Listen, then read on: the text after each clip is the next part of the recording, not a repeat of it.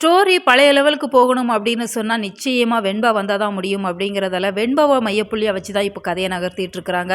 வெண்பாவ பொறுத்தவரைக்கும் காணாம போய் இத்தன நாள் ஆயிருச்சு. இப்ப வரைக்குமே எந்த ஒரு தகவலும் இல்ல அப்படிங்கிறது கேட்குற நமக்கு ரொம்ப ரொம்ப கஷ்டமா இருக்க தான் செய்யுது. ஸ்டார்ட்டிங்ல விஜய், மல்லி 2 பேருமே ரொம்பவே எமோஷனலானாங்க. எப்படியாச்சும் வெண்பாவ இன்னைக்கு நைட்டுக்குள்ள மீட்டுறணும். அப்படி இல்லன்னு சொன்னா நாங்க வீட்டுக்கே போக மாட்டோம் அப்படிங்கிற மாரி கமிஷனர் ஆஃபீஸ்லாம் பேசுனாங்க.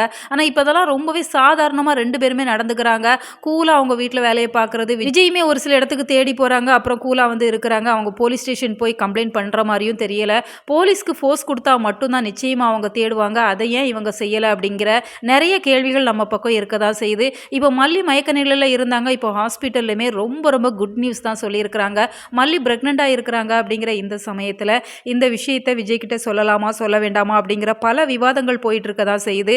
நாகுவ பொறுத்தவரைக்கும் இப்போதைக்கு சொல்ல வேணாம். ஏன்னா விஜய் தம்பி கோபத்துல இருக்கிறாங்க. வெண்பா வந்ததும் சொல்லிரலாம். வெண்பா இன்னும் ஓரிரு நாள்ல வந்துருவா அப்படிங்கிற மாரி ஒரு சின்ன க்ளூ குடுத்துருக்காங்க அப்படிங்கிறதால நிச்சயமா இந்த வீக்ல வெண்பா வந்துருவாங்க அப்படின்னு சொல்லி தான் எதிர்பார்க்கப்படுது.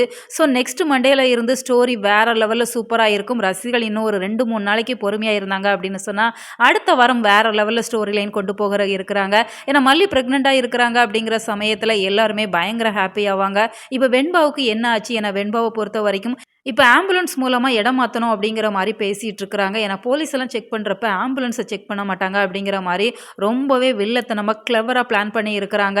இந்த சூழ்நிலையில 3 குழந்தைகள இடம் மாத்த போறாங்க. இப்ப வெண்பா என்ன செய்ய போறாங்க? இனிமே இந்த போலீஸ் விஜய், மல்லி எல்லாம் நம்பி பிரயோஜனமே இல்ல. வெண்பாவா தப்பிச்சு வீட்டுக்கு ஓடி வந்தா தான் முடியும் அப்படிங்கிற மாரி தான் ஸ்டோரிய கொண்டு போக இருக்கிறாங்க.